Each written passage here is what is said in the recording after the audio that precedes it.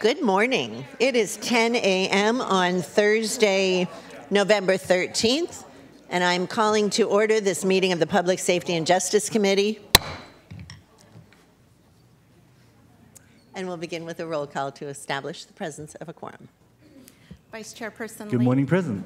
And Chairperson Ellenberg. I am here as well. Let's move right into public comment. This is the portion of the agenda set aside for members of the public wishing to address this committee on matters not on today's agenda, but within the purview of the committee. We'll hear speakers first in person and then on Zoom. Nancy, what do we have? We have one speaker on Zoom. Okay, nobody in person, no cards? Okay, we'll close. I don't see anybody rushing back to a yellow card. We'll close the queue at one speaker. Okay, our first speaker is Parent. I am unmuting you. Please accept the unmute. You have 3 minutes to speak. Yes, hello, good morning to you. I don't know if you guys have heard that Jeff Rosen, he touts himself as a nationally recognized leader in criminal justice reform. And, you know, I now realize that what he's saying is true. He really is a leader in criminal justice reform. He's allowing, he's providing incentive, he's coordinating, and he's also providing immunity for a person to assault me, and he's using criminal proceedings to do this. I didn't even commit a crime, and he's allowing this person to assault me,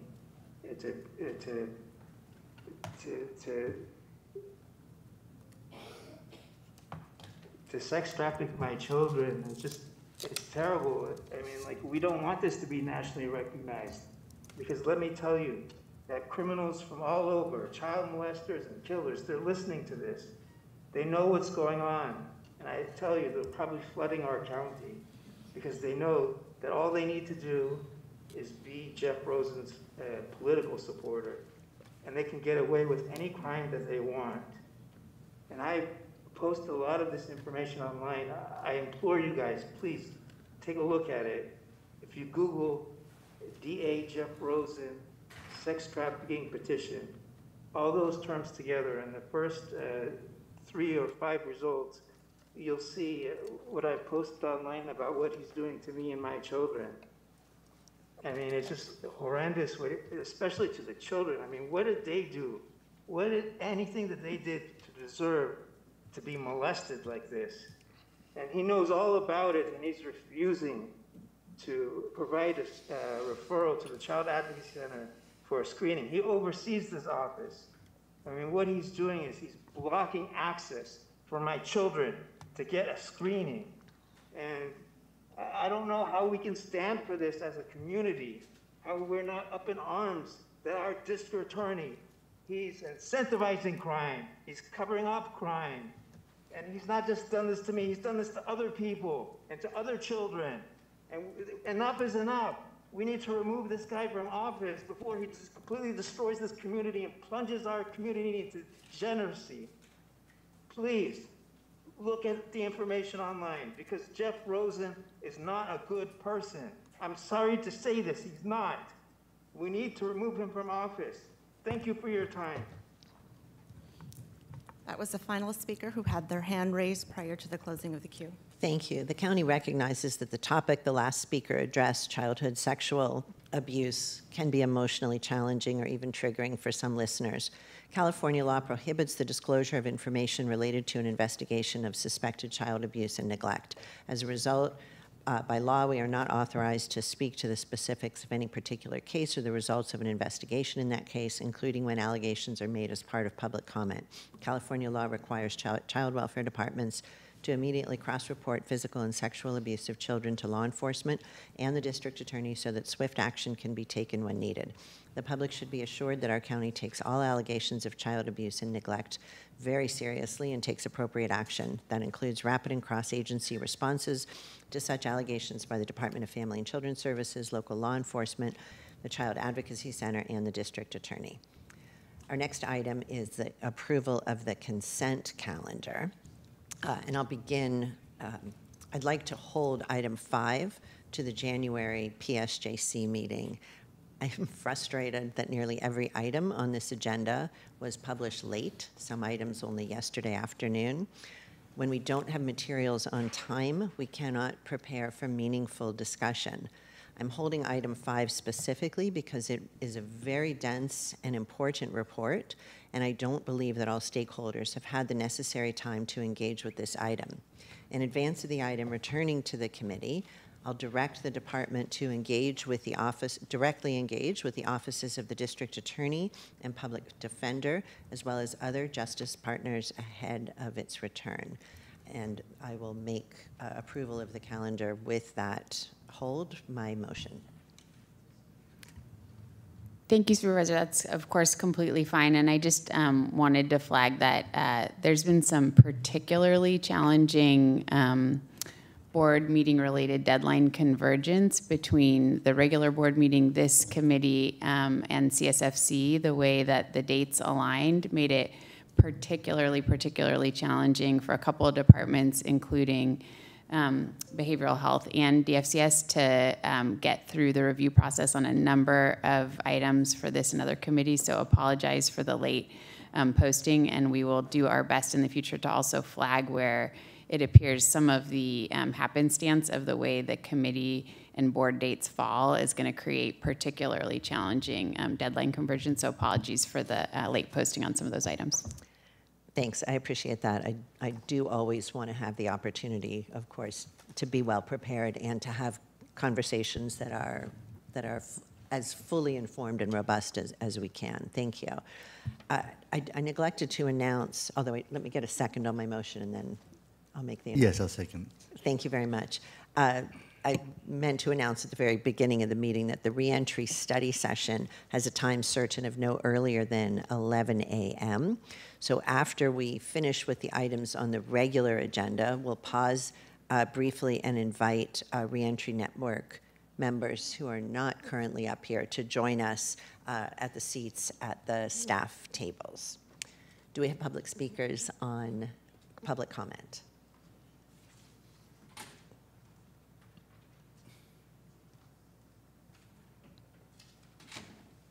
I'm sorry, on the consent calendar. Public speakers on the consent calendar. We have, so 5 was held. We have 1 speaker on Zoom and 1 speaker in chambers that was wanting to hold or to speak on item number 5. Okay, so we won't hear the comment on item 5 today. Thank you for your engagement, and would welcome whoever that speaker was to reach out to Yvonne or TJ on my team and share any thoughts in advance of that coming back. And let's hear the 2 speakers, please. Okay, our speaker in chambers is Sarah Bravo. Please approach the podium.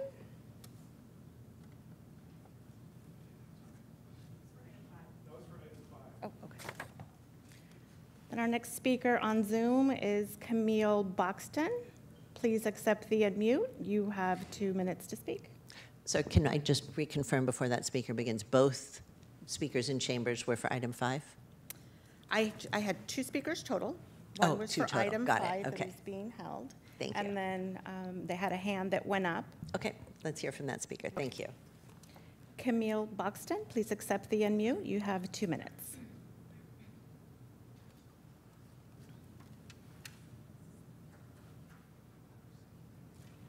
Camille, I see that your mic is unmuted. You may begin speaking.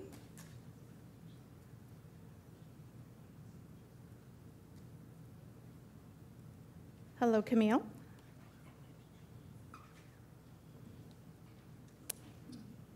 Can you hear me? Yes, Yeah. Can you hear me? Yes, go right ahead, please.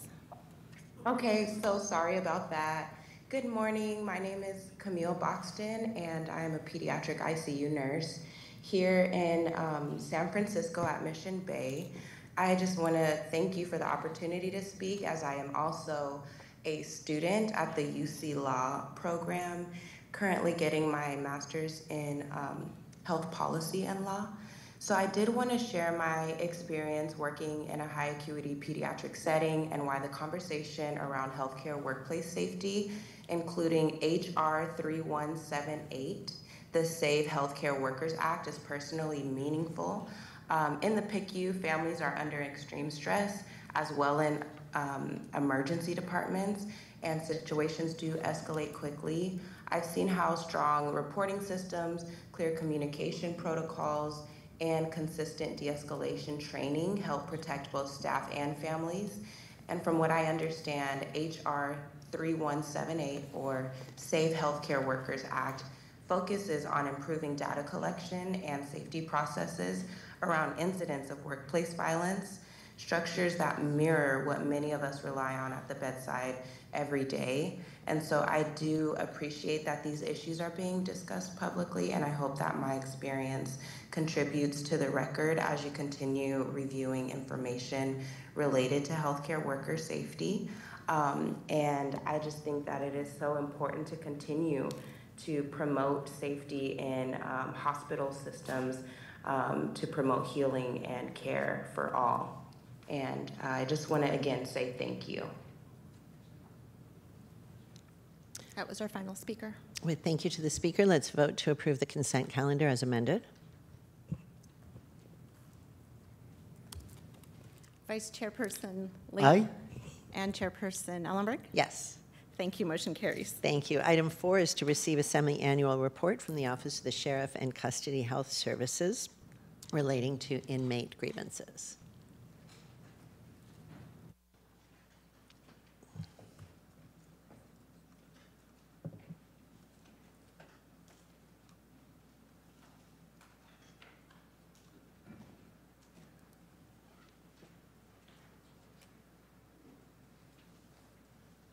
Welcome to all of you.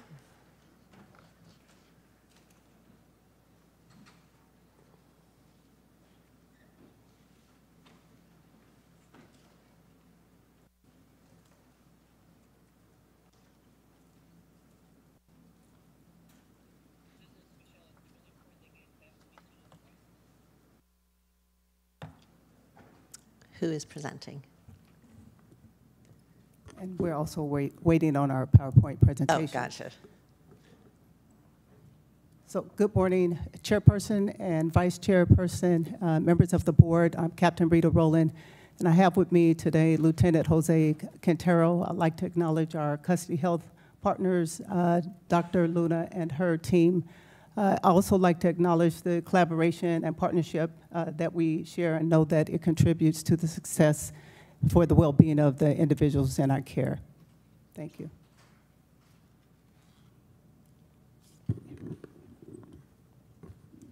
Good morning, and thank you for having us here today. So the grievance unit measures effectiveness in providing a confidential, easy way and methods for incarcerated individuals to submit grievances and receive meaningful responses. This is achieved by establishing a centralized review process for ensuring consistency and meaningful responses, and implementing a robust tracking system to analyze the responses to the trends, complaints, ensuring timeliness and responses to the grievances. Next slide. So for the annual inmate submission totals, when comparing fiscal year 2024 to fiscal year 2025, we had a total submission that rose by 15%. This reflects an increase in total grievance submissions. So for fiscal year 2025, we have a total of 6,822 submissions compared to fiscal year 2024 when we had 5,917 grievance submissions. Next slide. When comparing the last 6 months, we had an overall grievance submission increase of 8%. This is from July 2024 to December 2024. There were over 3,200 grievance submissions versus 35 grievance submissions. Over 3,500 grievance submissions from January 25 to June 2025. Some of the contributing factors for these submissions were high grievers, out-of-cell activity, and tablet availability. Next slide. During the reporting period, the total submission increased by 8%. The main jail saw a 15% increase, whereas the Elmwood Men's Facility saw a slight 1% decrease, and the Women's Facility saw a 14% increase. These changes are consistent with the normal differences in daily operations, housing configurations, and program activities across the board. Overall, for the first half of fiscal year 2025, we had 3,283 submissions compared to the second half of 3,539 submissions, with a total number of 6,822. The grievance process allows individuals in custody to raise concerns about decisions, conditions, actions, and errors that directly affect their health, safety, and access to the programs. During this period, the grievance unit received 3,539 grievances, as well as 270 inmate requests and 212 positive comments. While inmate requests and positive comments are not classified as a formal grievance, the grievance unit diligently tracks and processes them. Combined, they make up of about 14% of the grievance unit totals. Furthermore, this ensures that the positive comments are relayed back to the jail facilities. The top three for this reporting period was medical at 563. Second was policy rulebook of 315, and not a custody-related issue of 287. The top five grievance categories accounted for 1,711, representing about 49% of all grievance submissions during the second half of fiscal year 2025. The top five categories in order were medical services, policy rulebook, not a custody-related issue, technology, and staff conduct and behavior. To note, the staff conduct did see a 33% decrease from 406 to 270 between the first and second semester. In addition, the medical services received a 16% decrease from 633 to 533 between the first and second semester. And I would like to pass it over to our custody health partners to go over their slides.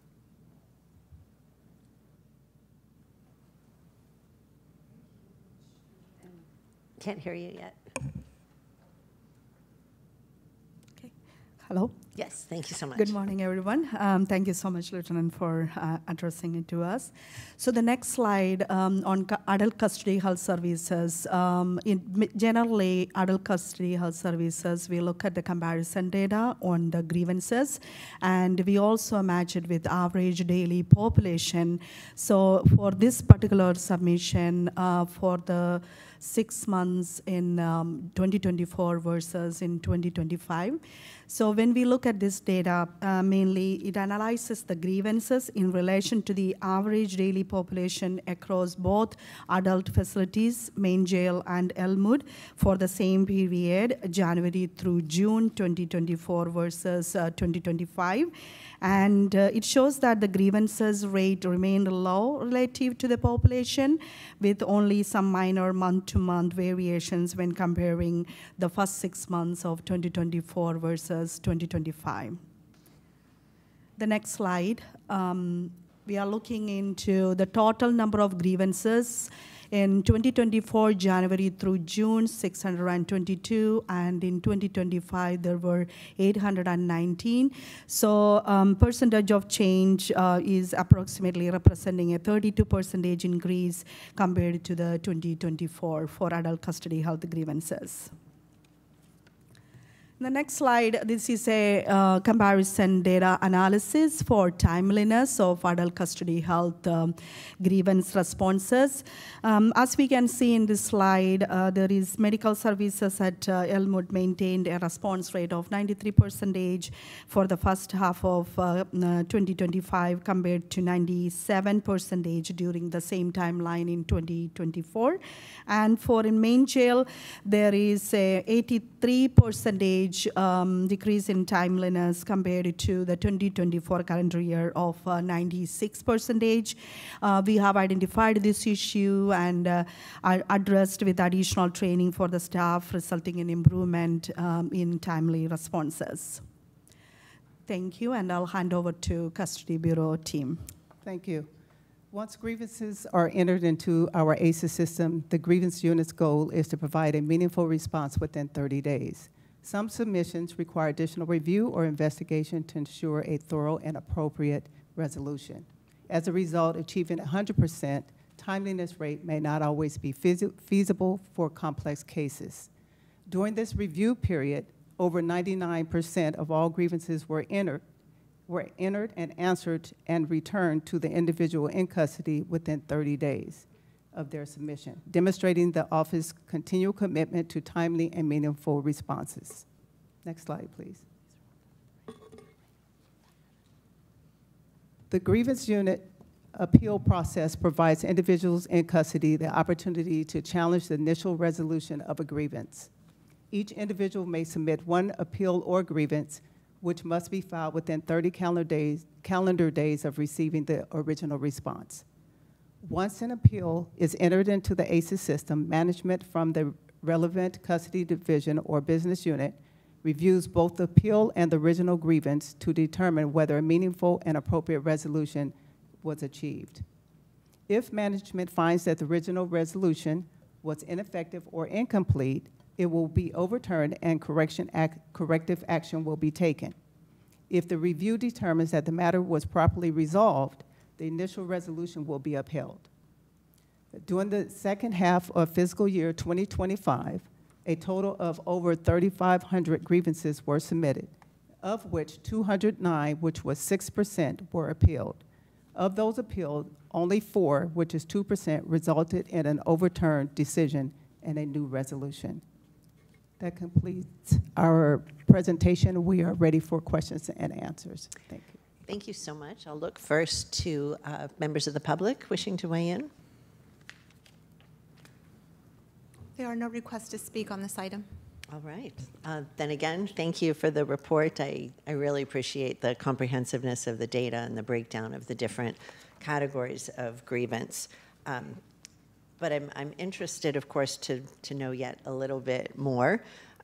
Can you provide some examples of what types of grievances fall under the quote, not a custody-related issue? What specific concerns are typically raised in this category?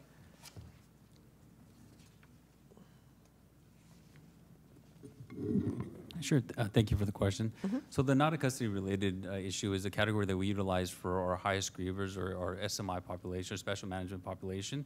Some of the examples would be individuals who draw pictures or they submit information that's it's not actionable. Some of the other examples would be if they are writing down some sort of rhetoric about the government or something that has nothing to do with the custody-related environment. So typically a lot of those non-actionable items, we categorize them as a not a custody-related issue. In addition to, we contact the facilities and put a mental health referral and also offer other services and other programs and do welfare checks on these individuals to ensure that there wasn't something that they needed and there wasn't a formal complaint. So we do have that process in place. In addition to, we also, for that particular category, read the information and we assess to determine that there is another underlying issue that that need to be addressed, whether it's like a medical or some sort of criminal act. Thank you. That's really helpful. And I think maybe just relabeling it, because I was actually going to ask for future reports to have a breakdown because I was expecting something else of what the various issues would be. But what you're describing is something that is just technically or practically inactionable from a grievance resolution perspective. Maybe call them inactionable. It's not that they're related to other issues that could be grieved, right? I think there's just something a little bit more precise for clarity. Yeah, and you are correct. And part of our new jail management system, we are going to be relabeling some of these categories to make them a little more thorough. Okay. And that would be easier to report on and easier to categorize. Good. Okay. Thanks so much. I appreciate that additional explanation. OCLEM has completed a number of reviews of the grievance process, which generally has resulted in very positive responses. So kudos on that. But I'm not certain if does OCLEM interview individuals who have submitted grievances to examine whether they feel that the process provides meaningful outcomes? I'd have to go back and take a... OCLEM is not part of the process of the grievance.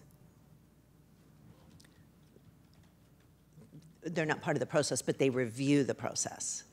Yes, that's correct. So I guess what I'm asking is whether after For example, do they do an after-action review that would include a client satisfaction survey? What I'm trying to get at is, from your perspective, you're determining that a grievance is resolved, not suggesting that it's incorrect, but I'm interested to know from the griever's perspective whether they may not like the resolution, but do they agree that their issue has been addressed and that no further action is warranted on that?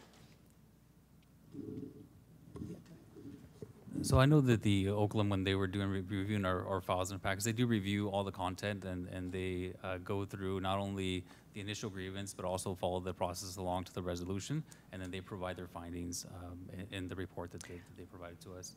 Right, so we don't circle back ever to the griever to hear whether the grievance has been resolved to their satisfaction? So a part of our grievance process, we do provide them the outcome, the griever. We provide them the outcome of the resolution, and there is that one-on-one with the supervisor. But as far as the Oakland's review of that, I'd have to circle back with them to see if they go back and talk to the griever after their solution. Okay, let me ask then about that piece. I didn't know that there's an in-person, one-on-one conversation to close the grievance. Correct. So when the grievance is formalized and finalized, we do provide a copy of that resolution to the individual in our custody. So that is something that's done at the facility level when we provide. So they print out the grievance when they come to the tablet, and then they provide that response. Oh, so it's not a direct in-person response. It's something that they receive. So I'm trying to find out, is there opportunity for them to say, this isn't really resolved, Sheriff? I apologize for interrupting, No, but I was please. just going to convey that, just like we do with our consent decree monitors who do have access to do interviews, we have no objection if Oakland wanted to take a sampling, come in and actually do a physical interview. That would be up to their capacity, but we wouldn't be a barrier to that happening. Okay, but it's not part of It's not your presently process. part of Okay. it. They just review the materials. Got it. Thank you so much. I will check in directly with OCLEM. Overall, I just really want to commend custody staff on the really tremendous transformation that the grievance process has taken over the years. The department certainly has always been responsive to me and members of the community as we have advocated for more data and more transparency and greater accountability. And certainly as we embark on the jail transformation process, I want to be sure that we're incorporating opportunities for process improvement feedback and recommendations by that stakeholder voice of people who are in custody. If we're serious about, and I know you are, creating an environment that's, given what it is, as least traumatizing and most rehabilitative as possible, understanding their experiences with the grievance process and other pieces are really, I think, are a critical component to that. So, but thank you, really. Thank you for that recommendation. work. We will definitely follow up.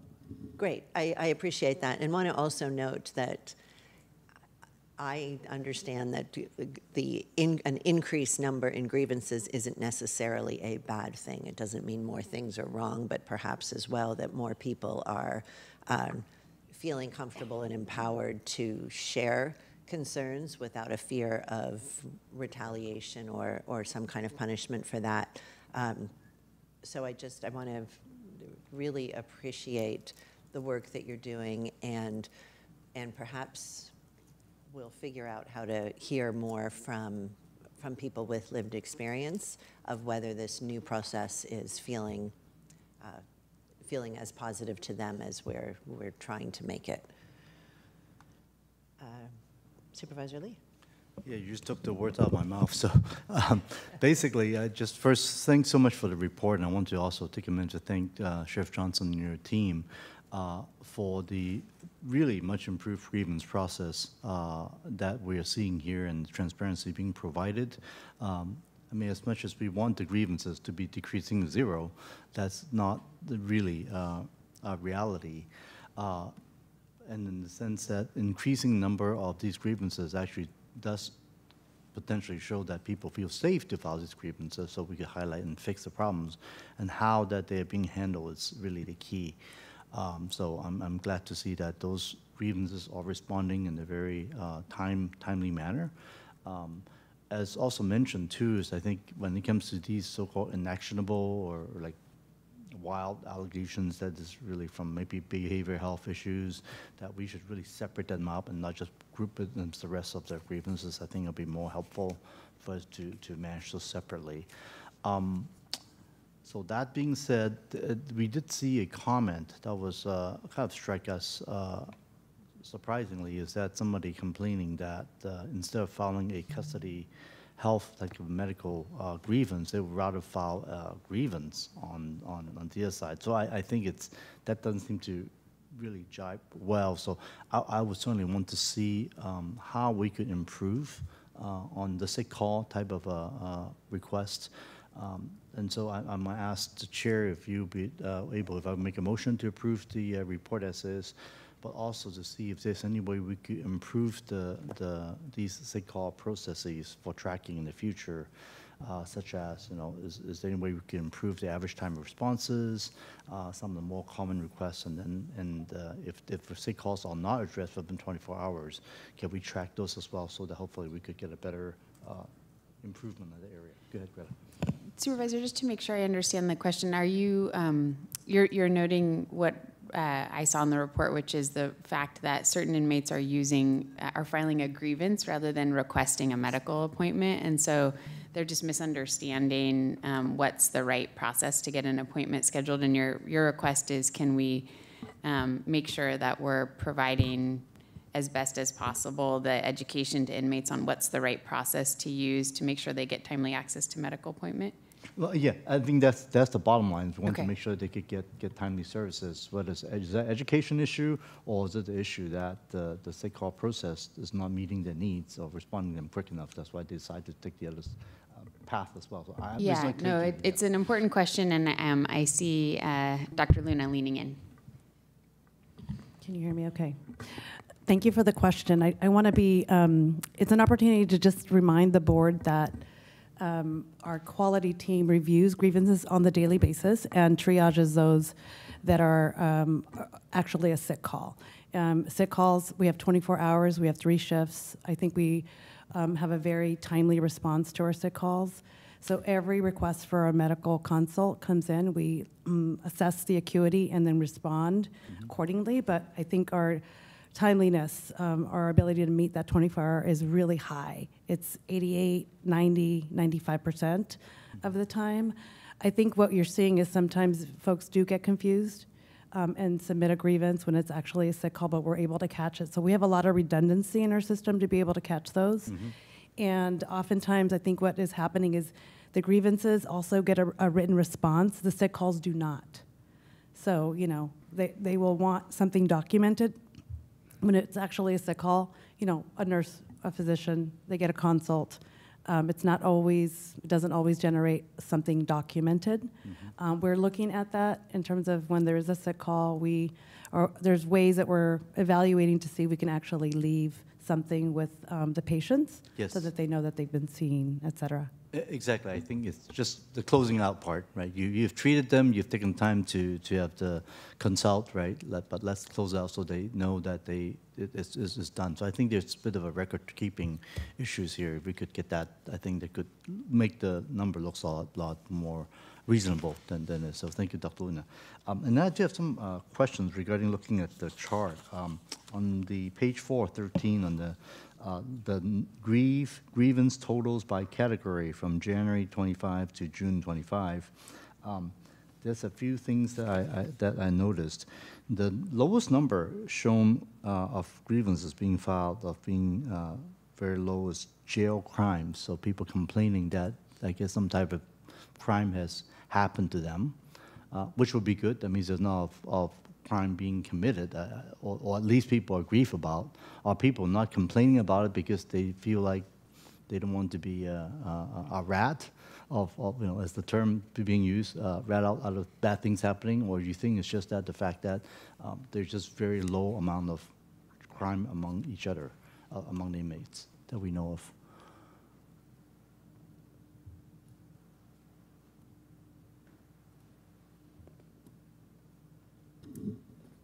I don't know if I can contribute to whether or not it's whether individuals are afraid to share that information, but I think that we do a good job in, managing the different units and being able to detect some of the things, the deputies that are inside the housing units themselves, so they don't have to be reported. So that's how I would have to respond to it. Okay.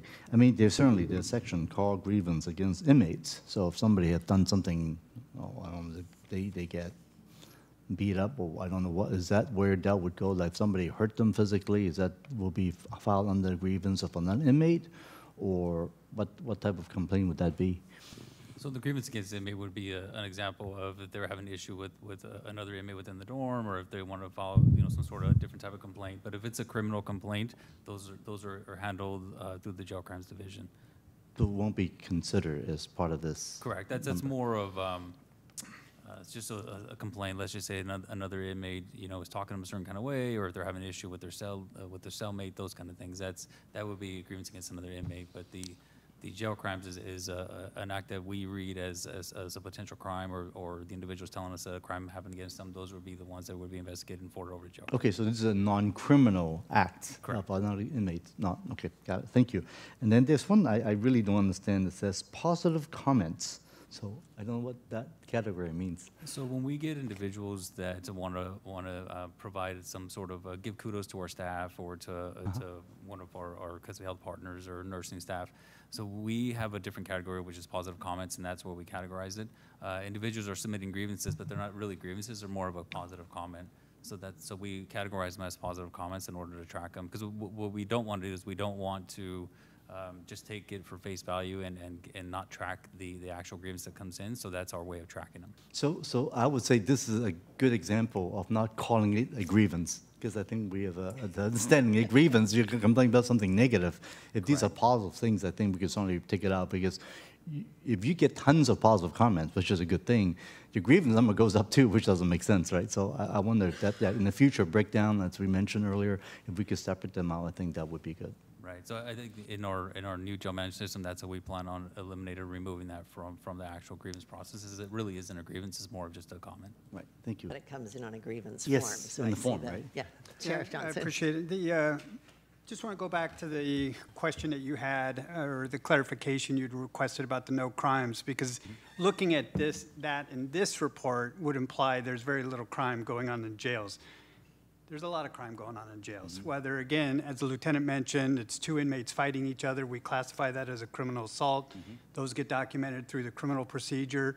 If we secure drugs into jail, there could be a crime there. Yes. But I think where the community needs to be a little more informed is that for this report, it would only be under this category as if the inmate filed a complaint about using that fight as an example, that we didn't do enough to protect that inmate leading up to the fight.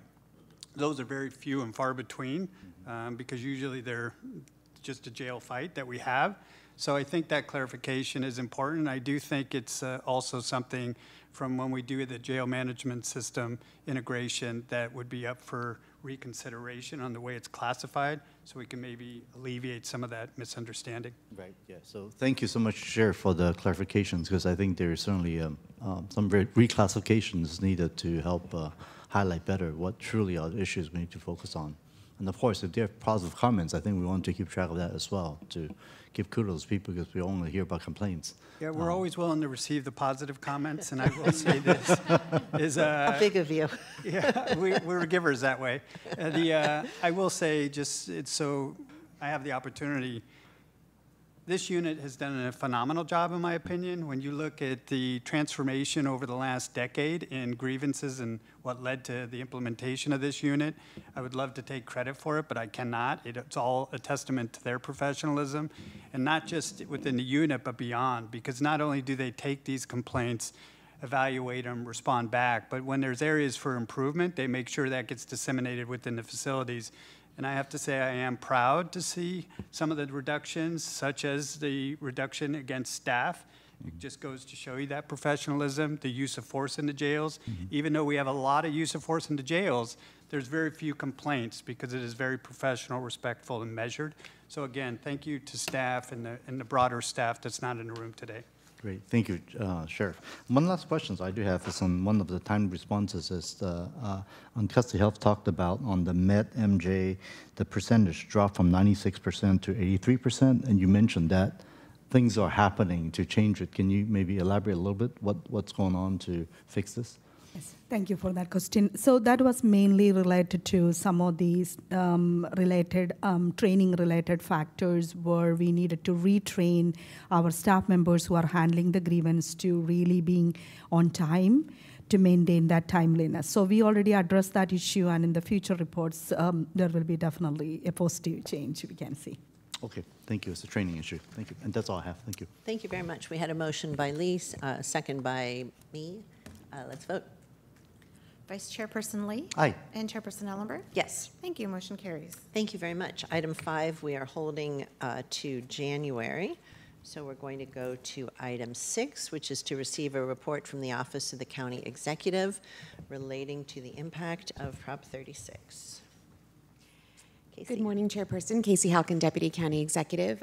In the interest of time, would you like me to make comments, or would you prefer to move to comments from our colleagues and questions from the board? How about brief comments, okay. And then I'm very interested to hear from folks up here. Yeah. Okay, well, first of all, I do want to say that this was a collaborative report done in cooperation with several public safety and justice departments. So if I can invite James Gibbon-Shapiro and Brandon Cabrera from the District Attorney's Office. And I know we're joined by Chief Burchard and also by Acting Public Defender Damon Silver. But Mr. Silver, if you have staff in the audience that you would like to join, you're more than welcome to invite them up as well. So this group will be presenting on the implementation, pardon me, an update of Proposition 36. So some of you may recall this is the Homeless, Drug Addiction, and Theft Reduction Act, which enacted several changes to the criminal statute. I'm going to review those briefly because I think they're important for the context of the discussion. The first key change was the felony changes for repeat offenders. So it allowed for individuals with 2 prior convictions for drug or theft offenses to now face felony charges for subsequent offenses. It also created a new category, which is the treatment mandated felony, and this allowed for individuals charged with certain drug offenses to opt for court-mandated treatment programs. The way that it is written in the law, successful completion can lead to a dismissal of charges. However, the failure could result to up to 3 years in prison. I think this will come into play in some of the comments from our partners, as the law itself may be a deterrent to some of the successes that people may have been hoping for. Finally, the new law also enhanced penalties for drug distribution, and so courts are now required to warn individuals convicted of distributing drugs like fentanyl, heroin, and cocaine, or methamphetamine, that any future offenses resulting in death could lead to a murder charge, which is similar to how we handle DUI crimes or driving under the influence. I think it's important to note that this is an unfunded mandate, which means that this is a new law for which the county did not receive any additional funds, nor did our departments, to support implementation. And I know our departments will really be the experts on this, but I think the key change to summarize here is that this has significantly increased the number of felonies related to drug and theft charges filed in this county because of the new provisions of the law. So, as many of you will recognize, felony cases are more time-intensive, more resource-intensive for county prosecution and indigent defense.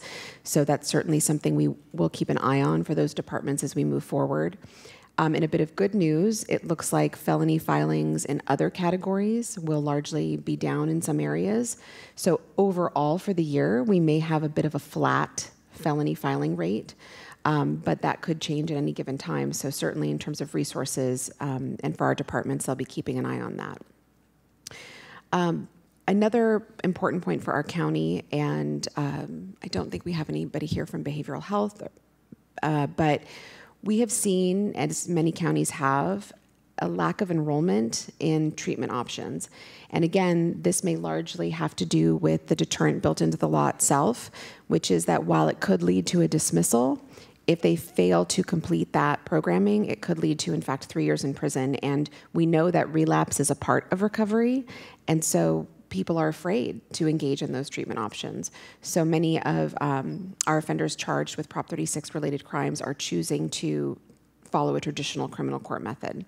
So that is the general overview of the report. With that, I'd like to turn it over to my colleagues. I know, Brandon, you have a lot of experience working in the court, but particularly to either the district attorney or to our acting public defender if they would like to add some comments. Thank you, Casey. I just wanted to, oh, I'm sorry, Damon, were you about to go? Let me just introduce Chris Ewan, who is our felony supervisor and also participated in this conversation, but let me hand it back to you, James. Sure, I was just going to add a few additional things. So first of all, it's clear from the legislative file, the DA's office is implementing Prop 36. I wanted to say a little bit about the way we charge Prop 36 crimes. So the statute for the theft crimes and the narcotics crimes work where it's a felony if you have 2 prior convictions, but the statute doesn't say what time period that is. So we've got a standard in our office that if the person has 2 prior qualifying convictions within 10 years, we charge it as a felony. If they have 2 qualifying convictions, but 1 or more of them is older than 10 years, we charge it as a misdemeanor. And so you can see that in the table that is in the ledge file about some of these are charged as felonies and some of these are charged as misdemeanors. The other thing I wanted to highlight is something that was a lot of discussion around this time last year when Prop 36 had passed, but it had not yet been implemented, and there was a lot of concern about what was going to be the effect on our jail population. And I just wanted to note a section in the ledge file about a point in time on October 31st. The jail population a year ago was about the same as the jail population was on October 31st of 2025. So the fear that many of us had that the implementation of Prop 36 would explode our jail population just has not been borne out. So with that, I'll take any questions, and I know that other people have some comments as well. Thank you. I would love to hear all of the comments first, if that's all right with you, Supervisor. Sure. I would just add, one of the challenges that we face in putting these reports together and in providing answers to some of the astute and important questions asked by the board and the community is there's so many dynamic factors, as you're hearing, that affect the jail population. And so, sometimes we'll be asked a question, well, this policy changed and we didn't see a change in the jail population. This other policy changed and we did see a change in the jail population. And I just want to emphasize a point that I think was absolutely implicit in what James Gibbons Shapiro was just sharing, which is we're certainly gratified not to have seen a significant increase in the aggregate jail population. That doesn't mean that the jail population hasn't changed at all as a result of Prop 36. What it does mean is that through multiple strategies, we're having an impact on the jail population, probably both downward and upward. And so, and also there are lots of factors beyond any county or county partners' control in terms of just conditions in the community that are going to exacerbate, crime and other related conduct, or reduce reporting of crime, as we're also seeing, given some of the changes in immigration enforcement. And so really, I just want to caution anyone in the community from taking away from some of the material that we present a perhaps incorrect understanding of the incredible multitude of factors that impact the jail population, including things as simple as seasonality, where we see regularly an increase in the jail population during the summer months, a decrease during the winter months. A lot of the changes that we saw during COVID having to do with people not leaving their homes nearly as much as they normally would. So did just want to add that, and we'll continue to share as much information as we can about what we think is impacting these changes, and also some data points beyond just the total population number. I think a really important one that we all need to really keep our eyes on is the average length of stay in custody, since that is one of the most important factors in terms of what we can control about our jail population. Thank you, Greta. Let's hear from the Public Defender's Office. Yeah. First of all, I want to acknowledge Casey and how the conversation took place and how I think we had kind of a robust discussion about it. While we weren't always in 100% alignment, I think there was just a lot of healthy discussion. I think Greta hit on at least one of the 2 points I wanted to make about the uncertainty of interpreting the jail population, and I think we're all collectively thankful it did not spike. But what we do know, at least through some manual counting of people coming into the system and coming for arraignment, about 85% of the people arrive for arraignment with Prop 36 charges. They are in custody, and at the conclusion of arraignment, only about 30%. So we've got about 50% of the people who are spending anywhere from about 2 to 6 days in custody, who prior to the law very well may not have been in custody. And one of the jail strategies Dr. Austin has talked about is not just removing our longest stay clients, but also the individual volume of clients coming into the system. What I did want to make a pivot to a second observation, and I want to make clear this is not an editorialization about the law, my thoughts about the law. It's just really a practical observation related to workload. And while we may say that or characterize felony filings as potentially relatively flat, and I would add that if you took the portion of 2025 right now and at least extrapolated out for the rest of the year, you would have about 8,800 felonies. Now, as Greta pointed out, there's some seasonality, and we will actually anticipate some dip in charging in these winter months. But the reality is we could have more, and likely will have at least a couple hundred more felony filings this year. From the defense perspective, and the fortunate reality is we now have a national workload study completed by RAND. There is recommendations that only 59 low-level felony cases should be opened on any given felony attorney in a public defense office. So even a couple hundred additional felonies is actually a substantial workload. Now, I will also say that we've never been staffed in a way where we are meeting the current RAND workload standards. Right now, we're about 2 to 3 times that number, about 130 felonies per felony attorney, open cases per year. But again, a couple hundred is almost 2 attorneys in the context of what the county is facing, which is this kind of collective expectation that we are going to have to reduce potentially staff over the coming months. And so I don't want to lose sight that relatively flat is in part kind of a relative characterization when you put it in the context of workload. So thanks. Thank you very much. Does anyone else want to make comments before we go to the public? Sheriff, please. Yeah, just really briefly, again, going to the population, District Attorney Shapiro was exactly correct. The population, and it's been very consistent since I've been here, hovers right around 28 to 3,000, and today I think we're just 28, maybe 05. So it has stayed very consistent.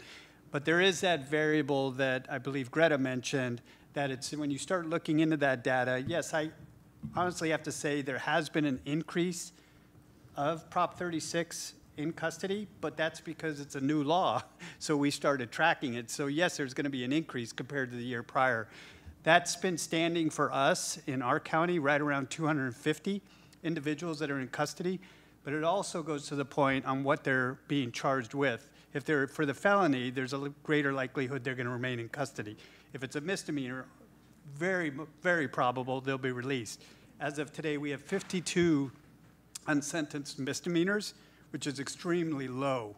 So 52 unsentenced misdemeanors in custody is low. That's, I mean, when I came in, it was much higher. So we have, as a county, I think, done a really good job finding alternatives for misdemeanors. There may be other reasons they're still in custody, but it's not associated with any one particular. So it could have been an outstanding warrant or whatever. So there's almost always a case. If it's a first-time offense, I'd be shocked if any of those were still in custody, just to clarify for you. So. Thanks, Sheriff.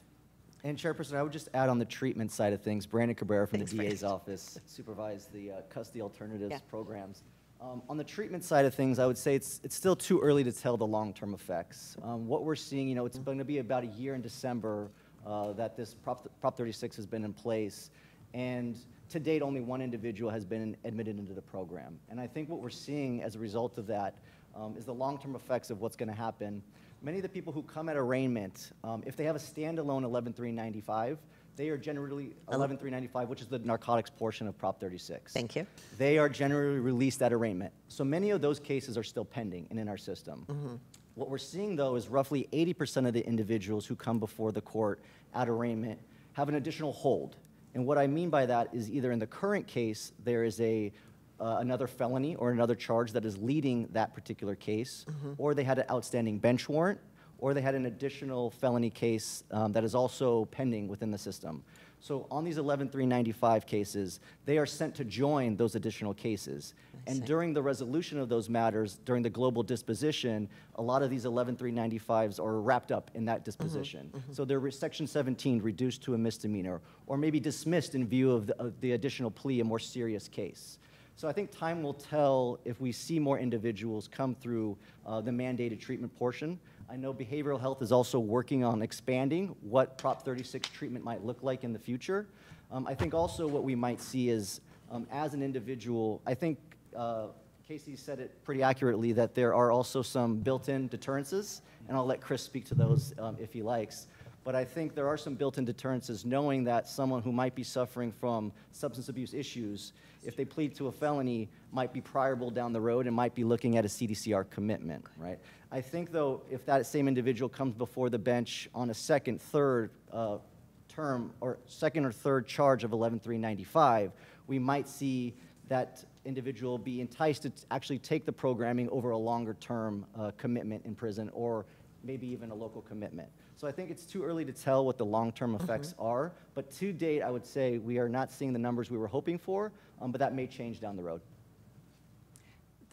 Sorry, just first of all, thank you, Brandon. I appreciated the explanation. I know you do really tremendous work in the collaborative courts, and you're likely to see expansions not only with regard to Prop 36, but with regard to SB 43, too. I think these are all kind of pieces of the same thing of how the state wants us to widen the net for compelling people into treatment, which of course has as a baseline presumption that we have sufficient capacity to provide treatment for this wider net. As you know, we're struggling as it is, and we have done so much more than most other counties in the last 3 years in terms of expanding services, but mandating more people to treatment is problematic, not because they don't need it, but because they, potentially end up in jail waiting for that treatment. And can I just get clarification? I don't think I understood. The last thing you said was we haven't seen the increase in numbers we had hoped for. As it relates to individuals in the mandated treatment program, right now, of the roughly 894 11395s that have been charged, only one person is in the program to date. And that, just anecdotally, if you'd like to know, that person basically was set time not waived for trial on a Monday. The offer by the people, I believe, was a 16-month CDCR commitment based on a multitude of factors. The court held strong on that offer, did not Section 17 it or reduce it. That incentivized that individual to then be referred to Department 62 for an assessment and take the program. I understood most of that. That's a lot of jargon. But I think I got the big idea. Thank you, Brandon. Chair. Oh, Chair, go ahead, and then to the sheriff. Christopher Ewan from the Public Defender's Office. I think the offer in that case was 3 years, respectfully. And he was very compelled to take the treatment. I think that I agree with Brandon completely about we're very early on. I do, in my pessimistic heart, see this turning negatively in the next year coming up. I feel as if the people our clients are taking offers very early on for credit for time served, for no probation, not acknowledging or accepting the long-term consequences of their next felony when the offer is not going to be probation denied or credit for time served. It's going to be a local prison sentence and then eventually a CDCR sentence. Right now, I also think that amongst our clients, and this is in talking with our mental health supervisors, as talking with our misdemeanor supervisors, there's a lot of uncertainty with how long it takes to get into a program. Right. And it's the jail talks. I'm sure the sheriff can add to that, but the jail talks, and people would rather go to their first plea date and get out of jail than go to an assessment date a month and a half from then, wait for the assessment, come back for a second court date, then be told that you're going to be placed on a list with an uncertain timeline. It could be 30 days, it could be 3 months. We've seen the variance all throughout the year, and we expect with the budget, it's going to get even worse next year. So while we have one person, and he's doing well in the program so far, I hope that all of our offices and the board can work together to kind of figure out an off-ramp that doesn't keep people in jail with uncertainty. Thank you. Thank you. I appreciate that. I'm going to go to the sheriff, then the independent defender. I just want to keep us a little bit on track. It is 11. For folks waiting for the study session, we can start no earlier than 11, but we're going to be a few minutes later so that we can wrap up this conversation. And I don't think I've asked for public comment on this item yet. So we got a few things to do. Sheriff. Did District Attorney have a point before? I just wanted to add, you might be wondering where Santa Clara County fits compared to other places in the state. So the Judicial Council did a report for the first 6 months of Prop 36 statewide, and statewide, about 14% of the people charged with felonies under 11395 were accepting treatment. That was very variable among the counties. The county that has filed the most felonies for 11395 is Orange County, which filed 2,395 felonies in that 6-month time period. But less than 10% of those people in Orange County were accepting treatment. Thanks, James. Sheriff. No, thank you. I just want to bring attention to my concern, because to the comment that was made, the jail talks, and it does talk, and I talk probably too much. But the reality is, my biggest concern is, for all the different nuances to this, is that there is no treatment program, voluntary treatment program, in our custody facilities. And I think we need to have something like that, so individuals, while they're waiting, because just so I clarify, I'm a huge advocate for residential treatment. The problem is it's just not available. Right. So individuals are sitting in jail without access to a treatment program. They have access to custody health and medical intervention if they need it, but I'm talking about individuals that may be willing to enter into a program.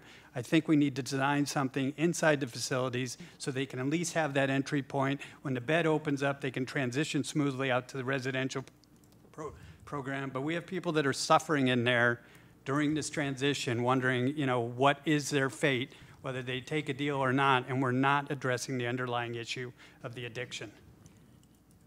Wow. Sheriff, thank you so much. I don't think I realized that we didn't provide I've been saying it for a while. Custody. It's a different matter of interpretation.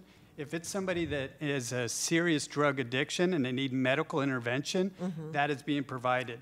But for individuals that are right on that border, we do not have like a ongoing, meaning all of them in a group where we have counseling. Right, so we don't have like AA meetings in the We do have AA meetings for alcohol, but not for the drug addiction. And that's where I think the drug addiction is a little more complex. And it would require probably an outside consultant or something to come in and provide those services.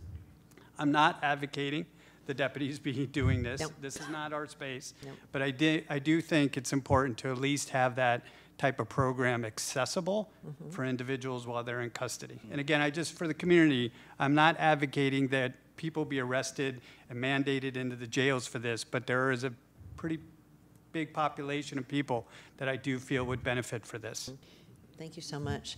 Sylvia, then Greta, and then Supervisor Lee can wrap it up. After the public. Right, public comment. So I just wanted to connect a few of the dots, right? So one of them is we're talking about really heavy caseloads, and we're talking about the length of stay of our jail, because you're right, we're still keeping it at that base level of 2,800, but the average length of stay, while it has improved slightly since last year, it is continued to be pretty high. So we have 262 days on average for clients to be released or for their cases to be processed. And most of our clients that are in custody are still pre-trial. So it's problematic, right? And that is, I look forward to receiving additional information and data that gives us a little bit more, enlightens us about what that population looks like, and we don't have that data. So it would be great, and to have a sort of organized meeting to discuss that. And then to Chris Ewan's point earlier about preparing for the potential onslaught of problems with those individuals that do come back with heavy substance abuse, addiction issues, and then they cannot be released, and then they're waiting for treatment, and it's in our facility, which is going to spike up the average length of stay. So those are like the ongoing, battles that we kind of have to prepare for, and we have to heed the call. The drawback and the double-edged sword about creating programs in custody is that we are then widening the net so that we can bring people in custody. That doesn't mean it can't be used as an entryway, an introduction, but it has to be followed with a step-down, community-based alternative to that. So I think those are important points that we could take away from. Thank you. Greta. A couple things. I think some of the challenges that we're talking about are really interconnected with other challenges. So I'll just pick up first on the significant challenge the sheriff named, which I'll just reiterate for especially community understanding. Through custody health, where someone comes in where they have a significant substance use disorder, just as the sheriff said, they receive all the medical care they need. What they can't receive is, for example, to start some of these, what might be court credit yielding substance use treatment programs. Ideally, if someone's going to be, consistent with the avoidance of net widening, if someone's going to be in custody anyway and we have the opportunity to start them on a treatment program, we obviously want to do that.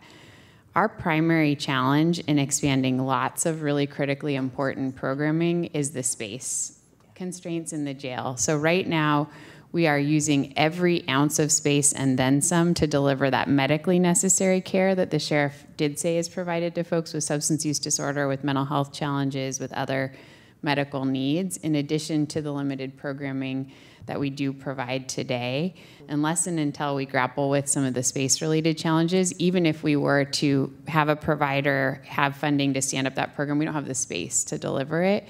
And that's something that we collectively as a county organization are going to have to grapple with through the forthcoming analysis of our facility limitations. I would also name that there's some real opportunities, and Brandon mentioned this is happening as part of some of the work for our treatment court processes of really trying to pull together also all of folks' pending cases and have them dealt with holistically, looking at a person's criminal court-related needs, their other related needs, and really also trying to streamline their representation. Some of what the acting public defender mentioned about how many cases various attorneys have pending, both on the prosecution and defense side, also has to do with the fact that we will often have individual defendants with 5 pending cases and many different attorneys needing to represent them because the type of cases they have and the timing of their court hearings require, you couldn't have one attorney in multiple places at the same time. I know that is something that we're really looking at in partnership with the court to see if there, as the court likewise faces budgetary challenges, opportunities for us to operate in a more efficient way that actually provides people with better care, holistic understanding of their needs, and opportunities for efficiency that that bring down some of the workload challenges that we see across system partners and domains. And then just finally, did want to note that as we continue to really grapple with the need to stand up more services in the community, we just continue to be challenged by the fact that I think there's sometimes a misunderstanding that if we take someone out of custody, we're saving money that we can then deploy for these other resources. There are incredibly high fixed costs for operating the jail. And as we face very serious structural deficits in every single funding stream we're using to pay for behavioral health services, even just our fiscal capacity, much less the number of service providers in the community and facilities we might need, is going to be really challenging. I think we just all need to be clear-eyed that some of these efficiency opportunities are the ones that we must seize to actually create some of the resources needed to expand treatment, to actually be able to do more for folks while they're in our custody in the jail, and to bring down some of those what will otherwise be fixed jail operating costs that then cannot be redirected to things that I think we all collectively think would be better. Thank you so much. Sheriff? I promise this will be my final point, but this is really important to me, and I never want to disagree with Greta Hansen, for the record. But the reality is, as you remember, we did a comprehensive realignment project at the beginning of the year for another matter, and we cleared out the Elmwood facility, which, for those that may not know, contains barracks and portion of that. And I feel that is a perfect space for a program like this, because we do have the capacity now. That's why we haven't repopulated it. Yeah. So we could potentially integrate some of these programs for specific populations within the facilities. And if you look at the numbers as indicated in the report, you had 168 specific to the 11/3/95, right? I think this year that's the amount of filings for this. We had, at least up and through July, we had 104 in custody specifically for that charge. That would be a great pilot to try this type of program and put them in the Elmwood facility with dedicated professionals, giving them access and care to see if it works or not. Again, and I agree with the comments made earlier, it is just a part of the process connecting them to residential beds when that space comes available.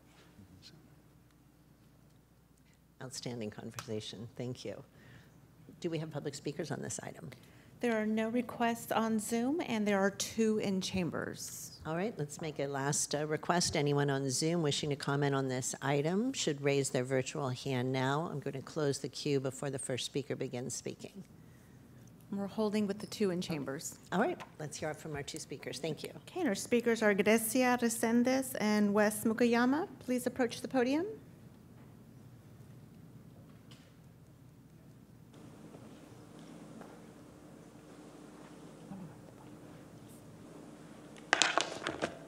Buenos días. My name is Grecia Resendes. I'm here on behalf of the Center on Juvenile and Criminal Justice.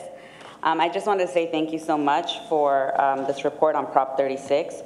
My organization was against it for the impacts that it's going to have on the community, and as well as there was no money allocated for this proposition, and it assumes that we have space for treatment beds, which we do not. I heard earlier that our jail population hasn't increased. I don't think that that is a measure of the impacts it's going to have on our community. And we are concerned how many people are taking plea deals to get felony charges instead of the mandated treatment, and how many of those people don't realize the impacts that that's going to cause on the rest of their lives.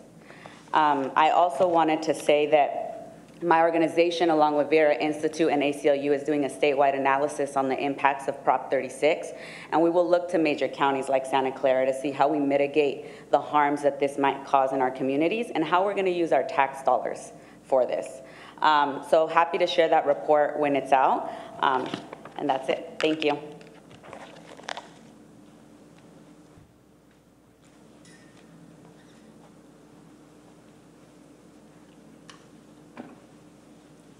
Good morning. My name is Wes Mukayama, and I'm not sure that this is an agenda item that I should comment on, but I was advised to do something. And my concern is undocumented who are in custody, and particularly though when you mentioned misdemeanor. These inmates are discharged, and all of a sudden ICE picks them up. And we were concerned whether the sheriff's department was cooperating with ICE, and I have since learned they flatly deny that they're in cooperation. I accept that. But when you see inmates coming in who are undocumented, and we are a sanctuary county, I think we have to take hold and make this a major concern, because I'm also a member of the Japantown Neighbors Not Enemies Coalition, and we have worked with Rapid Response, other Latino agencies, because this is racism. They're targeting people of color, and how they find out when they're going to be discharged. I have that question because I know there's public documentation that ICE could look at and find out, but as to when to be discharged, I think we need to protect those people as much as we can. And that's what I'm asking for, perhaps maybe in the reentry meeting that we have. Okay, thank you. Thank you, Wes. Supervisor Lee, I'm going to turn to you for final comments and a motion. Yes, so Prop 36 certainly has been very controversial on this passage, and as we have seen, which is really horrifying, is the fact that given the fact these mandated program is so hard to get into, since its implementations in October 2025, our county only has one defendant being enrolled into it. That is definitely no measure of, quote, success.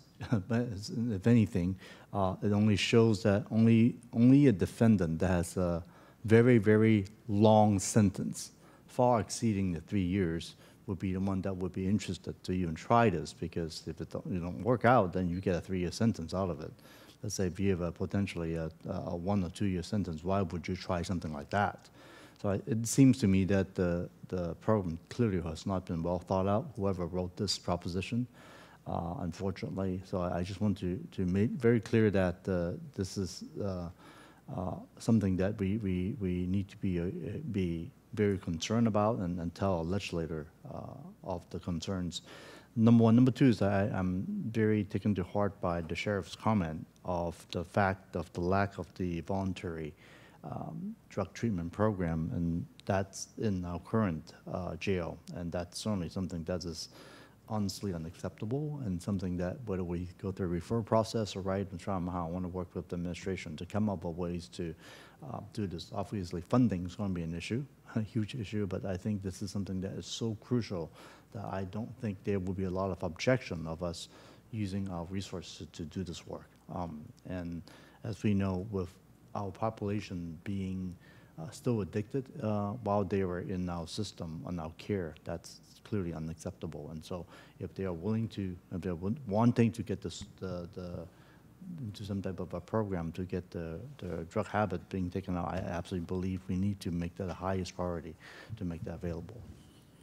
And I'm go ahead and make a motion. Yes, sorry, go ahead. I was just going to add, I'm getting a few little updates in real time, and I think maybe we can try and bring back in a future report a little bit more information also on the substance use treatment services at behavioral health funds in custody. I'm just being reminded that we do have, I believe it's, and I'm looking out to Key and Dr. Cheryl Ho in the audience, at least I believe it's a $1.6 million annual contract with one of our community-based treatment providers to provide services in custody. So we can also just more holistically flesh out what's currently available, both through custody health and those contractors, to whom they're available, and perhaps with help from some of our court partners, whether and to what extent those yield any of the ability to begin some of the court-expected processes in custody, and what opportunities there may be within our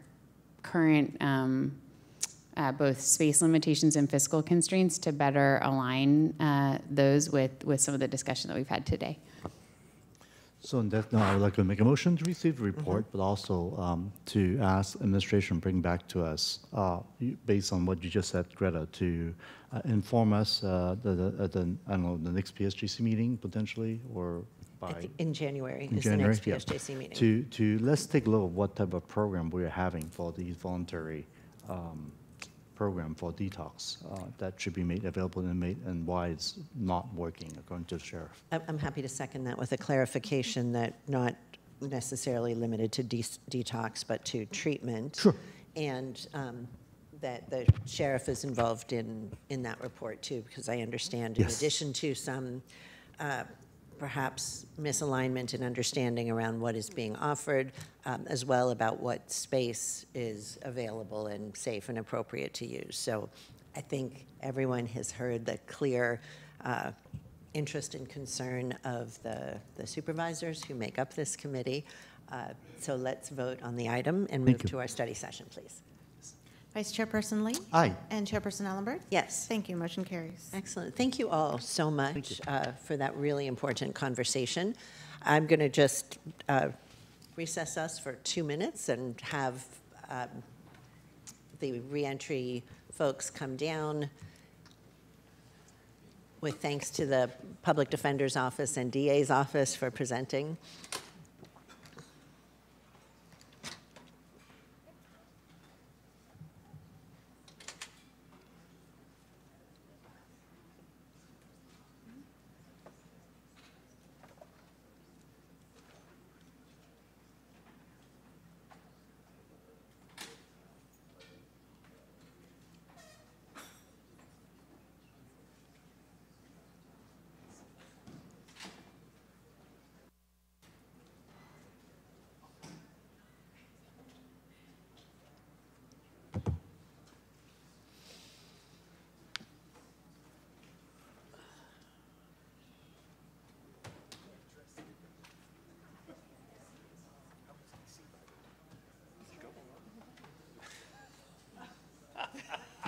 What do you think?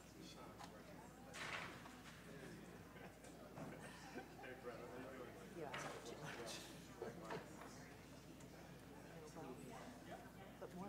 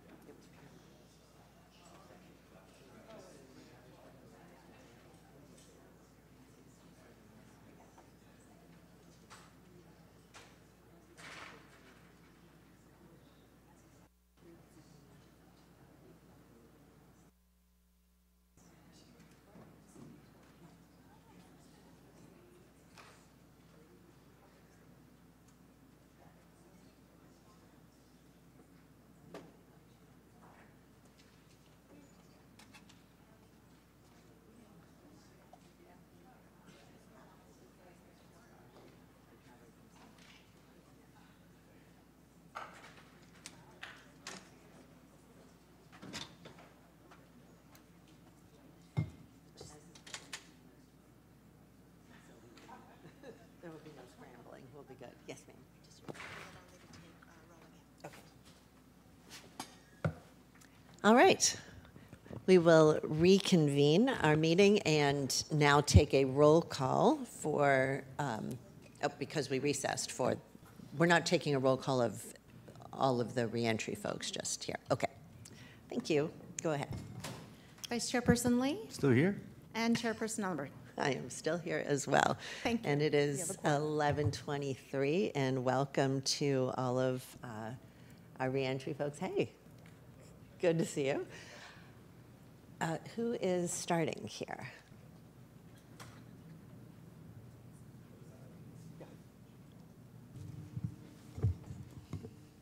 Good morning, Javier Aguirre with the Office of Diversion and Reentry Services. We want to thank the committee for allowing us to make this presentation. So this is it's been an item that we've been bringing to Reentry Network and then Public Safety and Justice annually in regards to our continuum of care updates. This is an opportunity for the at the study session for folks to understand how the system works and what services are being provided by both county programs and contracted and our community-based organizations at the various different intercepts, arrest, booking, and reentry. So before I turn it over to staff to do the presentation, just wanted to kind of highlight some key points. In terms of where most of our clients access services in the reentry intercept, and that's our reentry resource centers. So you'll be hearing more about the data, but in this fiscal year of 2025, there was about almost 25,000 individuals, visitors that came to the reentry centers here in Gilroy and in San Jose. And then there was about 4,600 individuals that accessed the Missions to Recovery Station here at the Reentry Resource Center in San Jose. And about 4,000 individuals accessed the Sheriff's Work Program at the Reentry Center in San Jose. So close to a little bit over 33,000 individuals access services at the two reentry centers. So I want to commend all of our key stakeholders at those two reentry resource centers to ensure that clients that are exiting jail, prison, and are being referred have access to services. Yesterday, I was at our counter at the reentry center. I try to do that once a week, and we had one individual that had just been released after being in prison for 10 years, bouncing back between paroled agents and the program, GEO Services, and finally came to our center. And our community worker spent 6 hours trying to find housing for this individual, work with all of our contracted providers and our county services to ensure that that individual then used our shuttle to get to that housing while he waits for something more permanently. So commend the staff that keep the centers running. And so this report also is a continuation of the discussion we had at the August 14 Public Safety and Justice, and that report about uses of AB 109 funding, which responded to the board's inquiries during the budget discussions about specific AB 109 areas. And I know there's a board referral at the November 18th board meeting to have more transparency in terms of contract outcomes. So we're doing our best to use this report to also share some of those outcomes of our community-based organizations. And we'll continue to do that in using the Reentry 2030 Guide to Recidivism, other measures besides recidivism, to work with our CBOs to highlight some of the other outcomes we could use besides recidivism. And so with that, I'm going to turn it over to Chad Martins, our Assistant Director of Office of Diversion and Reentry Services, to introduce our colleagues and then do the presentation. Thank you. Good morning, Chair Ellenberg, Vice Chair Lee, Public Safety Justice Committee members and reentry members. It's great to be here with you all today. Like Javier said, I'll pass it over to our colleagues from Behavioral Health and Probation to introduce themselves. This one here. Good morning, Gabby Olivares from Behavioral Health Services. Good morning, I'm Saroz Tital from Probation Services. Thank you both very much. And again, I want to echo Javier. Thank you to all of our partners for all of their help in providing context and data for this report. Couldn't have done it without all of their help.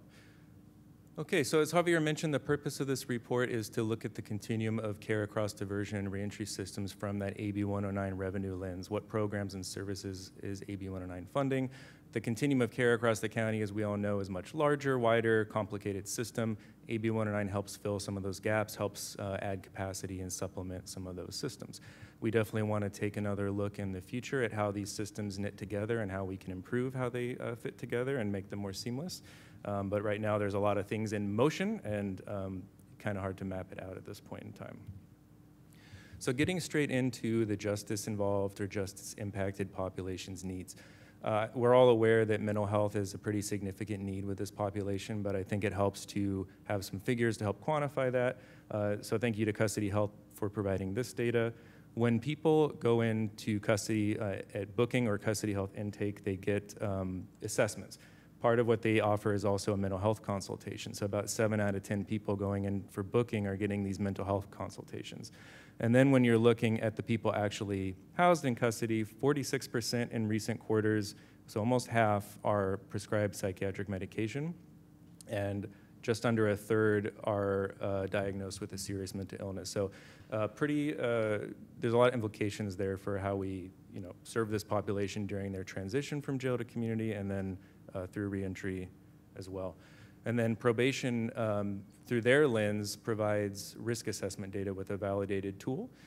So about 63% of probationers assessed were either moderate or high risk to reoffend.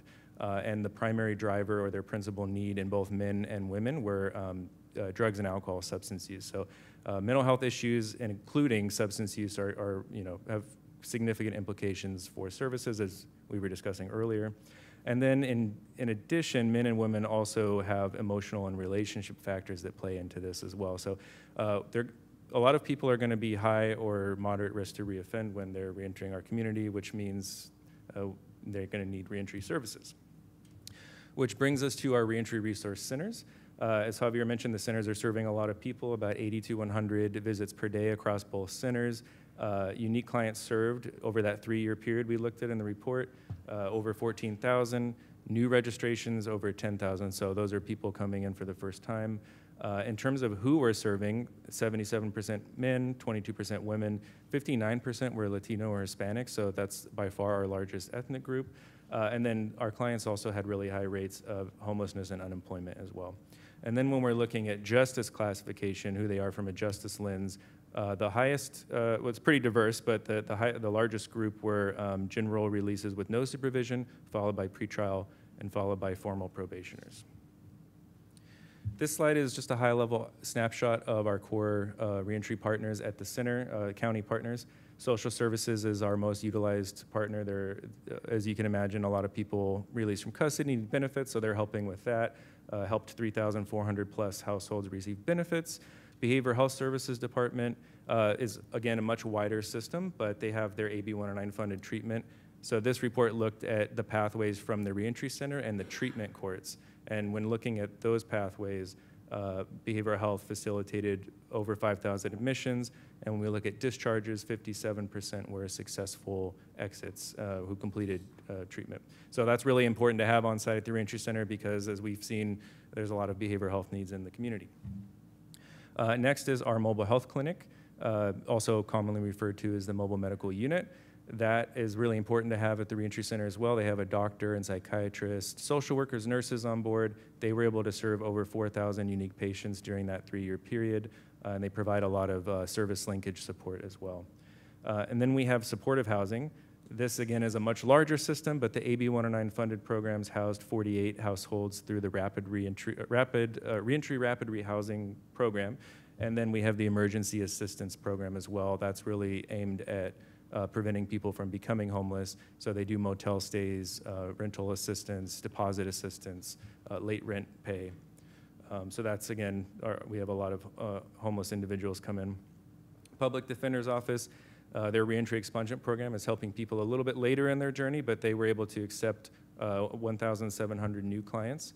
And most of these people that are accepted are getting expunged. So you see 91% of the applications they submit are cleared. So great program that helps our clients moving forward. The next couple slides are just looking at specific contracts. Supportive housing and behavioral health, they use contractors as well. These are the more specific programs that aren't necessarily part of these larger systems. Probation provided information on their employment, cognitive behavioral, and intimate partner violence programs. So those programs are helping a lot of people get employed. Cognitive behavioral programs are helping people learn about how thinking affects behavior and addressing some of those needs from that perspective. And then, of course, IPV is helping with violence prevention and making sure people don't reoffend on that regard. DRS contracts, we funded a lot of contracts during the report period. This report is mainly focusing on the ones that were still in operation as of June 2025.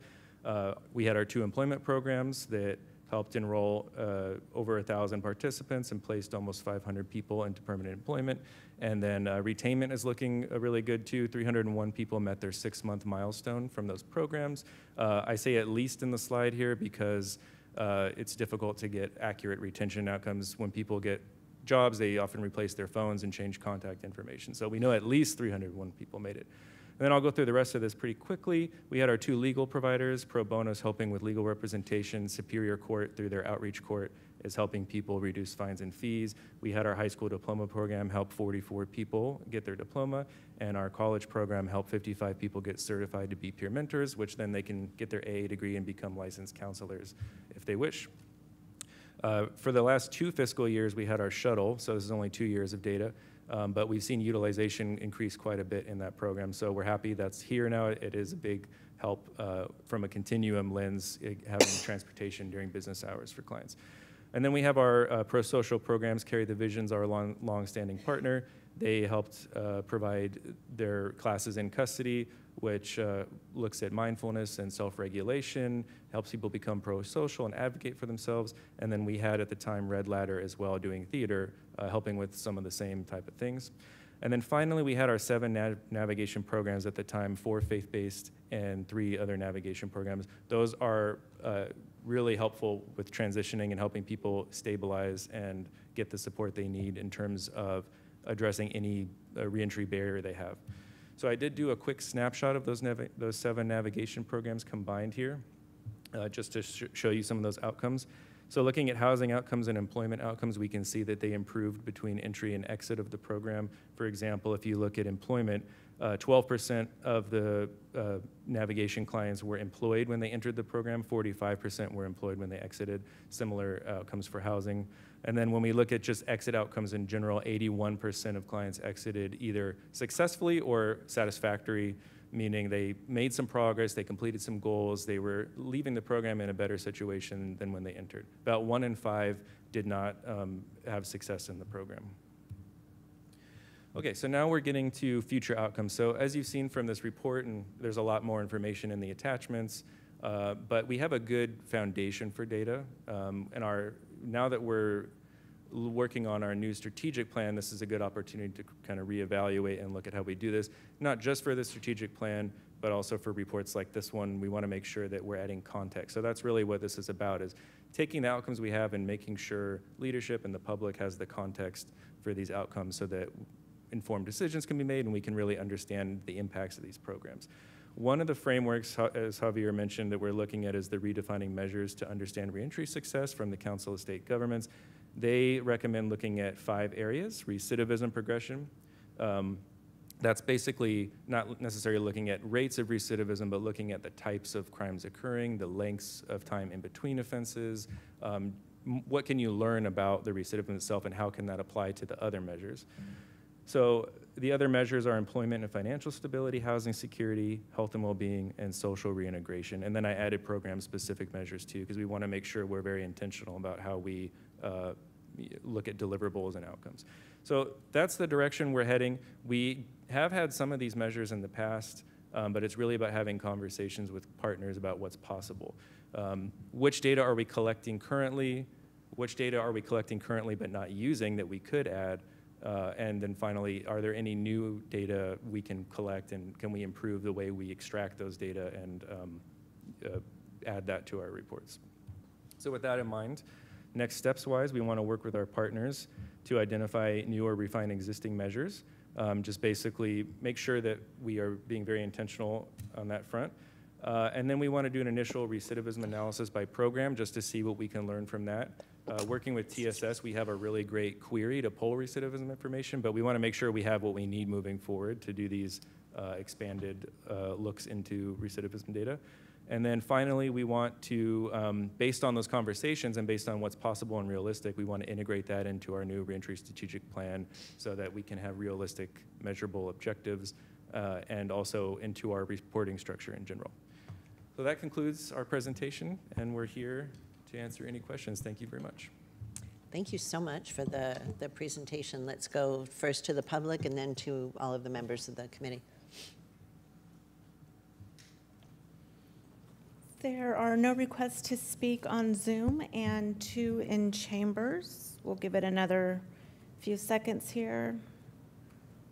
Reminder, if you're watching on Zoom and want to comment on this item, now is the time to raise your virtual hand. We will close the queue before the first speaker begins. And we still have no requests to speak on All Zoom. right, let's close the queue and hear our 2 speakers. Our 2 speakers are Grecia Resendes and Ray Kitty.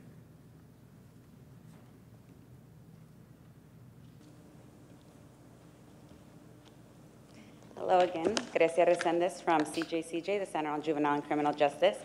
I wanted to thank the County of Santa Clara for doing this report. Back in 2024, I co-authored a report analyzing AB 109 funds. And for the record, I just want to say this is a huge funding stream. In 22-23 fiscal year, about $2 billion was sent from the state to counties for AB 109 programs.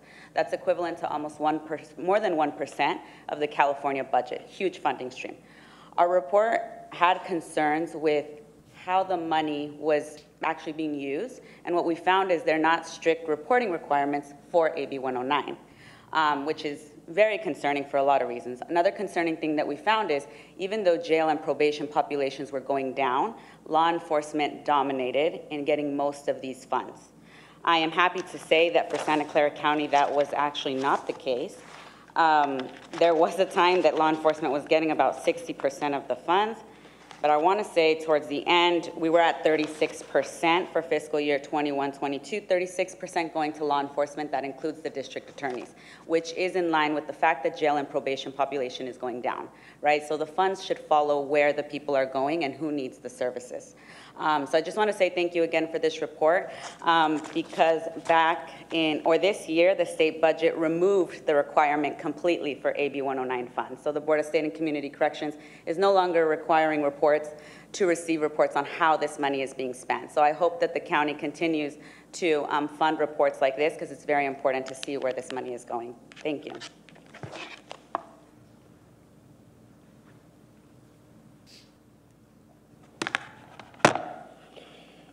Hello, my name is Ray Kitty. I am the vice chair of CCLEM, but I'm here purely as an individual. This is actually only tenuously related to the item. I apologize for that, but I'll be brief. I wanted something about how the jail population is counted is disturbing. If you look at the populations in ALS, the average length of stay, that tells you how many beds you need and how many rooms and how many deputies, but it doesn't tell you the impact on the community. And so what I call the footprint is a way to look at this. If you ask how many unique PFNs have been seen in the jail in the last 365 days, that number relates to what reentry services is going to need to deal with. That number relates to what pretrial services is being asked to deal with. The population and ALS doesn't tell you that. If you look at the ALS, say the ALS goes up 2 days, did 150 people stay a day longer, or did 5 people stay a year longer? Perhaps. We have no idea. It's with the distribution of people, it's almost a meaningless number. I also wanted to point out, it doesn't talk about the outliers, and the outliers are important. For example, as of February, I did a public records request to get this information. There are 1,979 people who were in for under a year, and there were quite a few, it looks like about 70 or 80 people who were in for over 4 years. If you look at the top 10% of the people, if you look at it on a percentile basis, as of February, 10% of the population had been booked before October of 2022. So that's pretty, you don't get that from the ALS, you don't get that from the POP change. So I think we should look at that. And as I mentioned, the footprint tells you how many people. Thank you. Okay. Sorry. All right, please turn your lights on if you'd like to speak or give me a wave.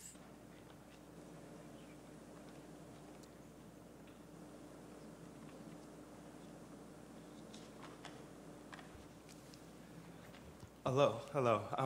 How much time do we have? I'm a pastor, so I just want to make sure looking for a sermon, but certainly would welcome your insightful comments. Okay. No, this will be short. We've talked a lot about the quantitative data, and I think the quantitative data really does support the effectiveness of the reentry program. But as a pastor representing the faith-based programs, I would like to speak a little bit about the qualitative data that may not have been represented today, because when the reentry programs were initially started, faith-based institutions were chosen for a reason. And they were chosen because of the community that comes with the support. And so when we talk about the community aspects of what our reentry brothers and sisters receive, I would like to drill down and kind of highlight some of those. There's a testimony of a brother who is doing amazing. He has employment, he's doing great. Recently, he was in a motorcycle accident, and it was pretty severe. He's had over 8 surgeries since the accident. But right after the accident, he called the church, he called us. And because he's a part of the community, he said, please go get my bike and other things. And so we got his motorcycle, we towed it, we had it housed at the church. We went to visit him. I visited him, brought him an iPhone charger, just little things and food. But that's what happens when you are a part of community. You know, there's wraparound services. We have a shared bread initiative that we just started for our church, and we have over 250 meals that can be taken home and be eaten, and we've opened that pantry up to our reentry program, because it's not just, they're a part of our community as well. We have a fellowship that focuses on the children of those recently incarcerated, because for a long time the children were dismissed or weren't necessarily considered as being impacted the way that their parents were. And so for our fellowship, we did a toy drive for the kids, and this was separate from the reentry funds. This was the church. This was the community that they were a part of. And so the kids were able to go onto Amazon and choose their top 2 or 3 items and put it into, you know, a wish list. And then we brought that to our congregation, and our congregation purchased 100% of the items that the kids from the reentry program wanted. And again, that is separate from the reentry funds. That is their community also loving them.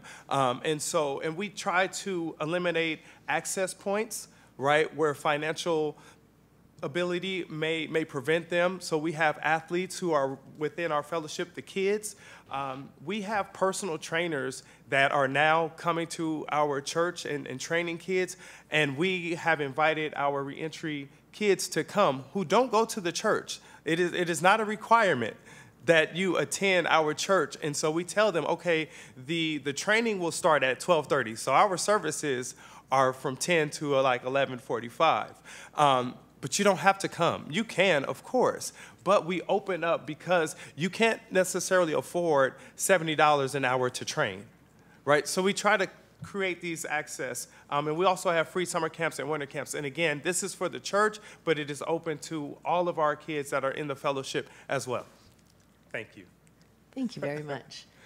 Are there other comments in response to the report? All right, I have a few. Oh, sorry, somebody, Aaron. Oh, Wes, I'm so sorry. I can hardly see you over the podium. Thank you. Please go ahead, Wes. As a jail chaplain and for 15 years in the main jail, I do see a need for mental health treatment. I'm also a licensed clinical social worker, and I just wanted to ask. I know jail diversion, you don't go to jail, but the other people coming out, would you agree you would have better outcomes if they had treatment in the jail? As proposed by... Well, yeah, I absolutely think if there were treatment, I know that's been one of our longstanding gaps, is just the difficulty in providing treatment. Even in the smaller programs we've provided in the past, there's a lot of logistical challenges with that as well. but obviously treatment with an audience that has a lot of time to be productive can be useful, and I don't know if behavioral health has anything. I would just add from an engagement standpoint, that would be really critical and important so people know what treatment is like, so when they leave and go into community, they're used to it.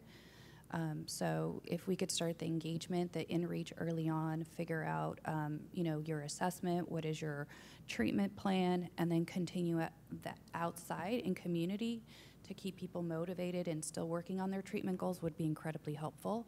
We do have one small provider, it's called the STEP program, that does a lot of that, but of course we need more of that. But Within they do, the jail? in the jail, correct. They do groups, we get referrals from our sheriff's partners. So we are doing a bit of that. Of course, it's always great to expand it, and they do help people go into community and get into treatment. Would you, just follow up, would you advocate for more services within the jail? Of course, we always want more services if possible, but we want those services to also extend into community so it prevents people from going back into custody, and they have the tools to reintegrate in community and exercise those tools not to go back to that previous behavior that got them in jail. Thank you. So how do we advocate for such a? You're doing it now. You are advocating, we are listening. I'm going to go to the sheriff for a comment on this. Just really briefly, because I do think it's important to make that distinction, because there is that value. And as mentioned, the STEP program is a program in the jails, but it's more of a classroom type program, educating individuals. But those individuals then go back into the general population where drugs are accessible. The exposure to drugs is accessible. So are they really getting the true value of a treatment program? And that's what I was speaking to earlier, is creating an environment that is conducive for true treatment. But I do appreciate STEP, and maybe for clarification, because I've heard, and whether true or not, that the funding for that program's even at risk and is potentially going to be expiring soon. Is that truth to that? I think that's true for all of our programs, given the budget cuts, and that's why we're really working hard to increase our revenue for all of our programs. I think all of our programs are very vulnerable at this time. Right, because that is an exclamation point to my argument, is that if that program is eliminated, then we won't even have the classroom discussions going on. Yeah, the number of programs and services that are at risk is truly horrifying. All right. I want to, do you want to go ahead first? Sure, please. So first, I just want to say thank you very much for the report, for the amazing work that's been done. And as the speaker has mentioned, that this certainly has given us a much better picture of how the funds have been spent. And I certainly want to also take a second to commend the PDO's office for the expungement work, with 91% of the convictions being submitted, being granted relief is amazing numbers. And because that is truly life-changing for so many people.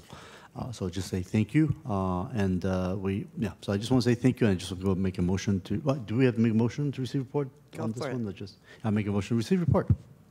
All right, I'm happy to second it with some additional comments. I appreciate the shared and transparent acknowledgement that we aren't really tracking successful reentry as effectively as we could. And the measures listed in attachment C, that the slide titled Beyond Recidivism, Redefining Measures to Understand Reentry Success, I think is really excellent and identifies hopefully some very measurable metrics to track for successful reentry. I think we should be trying to track these, both the recidivism progression, employment and financial stability, housing security, health and well-being measures, and social reintegration.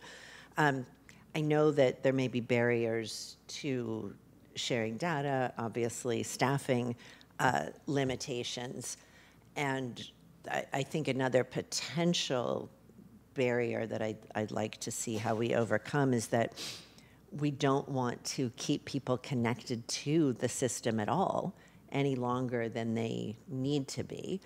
But of course, we can't track the ongoing data, and I'm interested both in short and at least medium term data so that we know, to the sheriff's point, that we're investing in the programs that have the most impact. And really, that's so critical now because we're not going to be able to keep doing everything.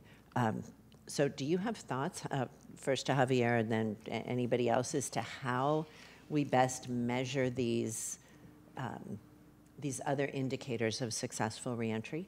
Absolutely. I think the one component that we've been expanding over the last years is employment, is ensuring that our clients who have already received the treatment or housed get that adequate employment through two of our employment navigators. We now have career centers. And in response to the changes on the federal level in terms of requiring Medi-Cal clients, our patients, to show that they're working, I think we're going to be equipped to do that. We're working closely with SSA to also look at how many of our clients can start getting off public benefits and relying on themselves in terms of obtaining those services. And so just, I think we have a structure with TSS, our referral tracking system, as a foundation, is now trying to get the data from the other partners to follow the clients, as you mentioned, how many clients are no longer in jail, are no longer being arrested, or no longer obtaining other public benefits. But certainly we have our providers that, and on an annual basis, we kind of review their contract requirements. And so as we identify what programs will be funded come July 1st of 2026, we will start including some of these measurements into those contracts, and hope to have the same conversations with probation, behavioral health that access the AB 109 funded programs. Aaron, I could feel you getting ready to speak, and you have incepted me well. Certainly, you can speak for yourself, but I'm aware that we have to have accountability in our contracts. We also have to make sure that our partners have the capacity to be able to do the tracking work that we want them to do. But please, Aaron, and then Greta. And just kind of looking at the reality of it, while we want individuals to launch entirely, be out of all of the systems, I think that we do need to be aware, as you said, with the jobs program, with the recertification of Medi-Cal, that one measure for success could be keeping people on the benefits so they're not falling off. These are interesting times for people to try to be independent and autonomous. Yeah, thank you. Greta. Just wanted to share, one wonderful thing, but also that creates a challenge is, as you know, many folks are also receiving support from multiple service types. So they may be getting employment support, they may be getting housing support, they may be getting behavioral health support. Some of that may be for justice-involved specific clients. Others may be availing themselves of generalized housing programs and behavioral health services available to the community writ large. And so also pinpointing what services are having what specific effects on stability and wellness are pretty challenging. And then I think consistent with, that doesn't mean we won't do it, but we have to, I just name that because a lot of times you'll see, here's a program, here's the number of folks involved, here's the outcomes achieved, but if part of the success of that, say, employment program was also that folks were availing themselves separately of housing services that were also critical to their employment success, teasing those things apart can be challenging. And I think, to Aaron's point, one of the really painful exercises that we're going to have to do as we look across county services and programs is really just think about the hierarchy of human needs, too, around people needing to be housed, people needing to have access to kind of basic core life-saving services, and making sure that we're keeping some of that infrastructure in place. And then as much as we can, continuing to fund the many other services that we deliver that are likewise incredibly beneficial, but may be predicated on the availability of some of those more basic life needs meeting services. Yeah, thank you. What I don't want, and I'm not suggesting that we're doing this, is, to me, we should not measure the number of people served as as positive impact. We have to go beyond that because theoretically we could serve hordes more people, but if they're not better off because of the services, we haven't accomplished much.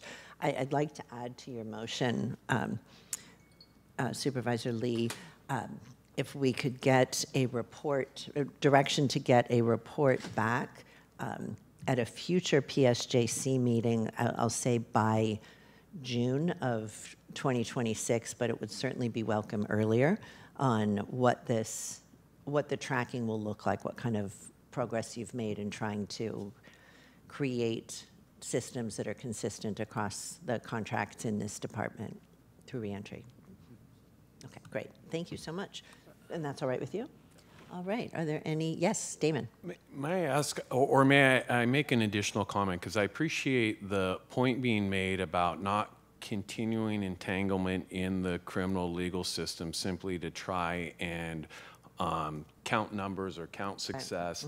And I appreciate Greta's point also about how do you disentangle it. And one suggestion I would make that is not based on specifically our clients, but really looking at evidence-based research on most successful outcomes and ensuring that we are implementing our policies or procedures or our programs to fidelity in an evidence-based fashion. I'll give just one very quick example, which is we've done a tremendous amount of expungement work, and in fact, the state has done a tremendous amount of expungement work, automating expungements that many of our clients aren't aware of. And we're actually in the process of engaging social scientific research with Berkeley to establish whether just notifying individuals that their convictions have been expunged is it increasing positive outcomes for them. We're hopeful that this research will tell us something about, one, an investment we should make, and frankly, a pretty cost-effective investment if we can establish a technology solution where we're just giving out text messages to people to let them know this information. So I really think about when we can't track people because we're not going to keep them tangled into the system, can we look at evidence-based approaches, fidelity, and social scientific research that says use this program and implement it to fidelity and you will get good outcomes. That's fascinating. Thank you. Yes, Wes. I also said to say all of these programs are good for people coming out of jail, but for parolees coming out of state prison doesn't apply. And how would you track them? Because we're talking about recidivism, and there's nothing in Santa Clara County. They do have programs in Alameda County for parolees, but a lot of them that I knew can't come back to this county because there's no housing, there are no other state programs for that, and I think that needs to be addressed. Thank you. I appreciate the comment. All right. If we don't have anyone else that wants to speak, let's vote, please. Vice Chairperson Lee? Aye. And Chairperson Ellenberg? Yes. Thank you. Motion carries. Thank you very much. Our next item is announcements. Happy to share for anybody that didn't see the cover of the Merc this morning that former Undersheriff Ken Binder has been appointed to be the new sheriff in San Mateo County, and I'm sure we all wish him the best in that new role. Any other, Javier? Just want to give a quick update. So happening today at the City Hall Rotunda, the county is co-hosting our pop-up resource fair. And so in collaboration with the City of San Jose, the San Jose Downtown Business Association, the Office of the District Attorney's Office, and other county departments. So this is our continuing having some pop-up resource fairs to help support our clients. We don't have the court today, so just the resource fair, but as of 11:30, there was about 67 individuals that signed up. I was there early this morning, about already 5 people were waiting in line an hour before it opened. The clerk recorder issued 9 birth certificates in Seal County, and about 35 providers are there. So it's a great collaboration with the city of San Jose. And then our next pop-up court will be in North County. We're looking between Palo Alto or Sunnyvale. So that will be something in the spring, and then we'll come back to South County in the later spring, either Morgan Hill or Gilroy. Thank you. Thank you very much. Anybody else? All right. I will adjourn the meeting and note that the December meeting of this committee has been canceled. So I will see you all in 2026.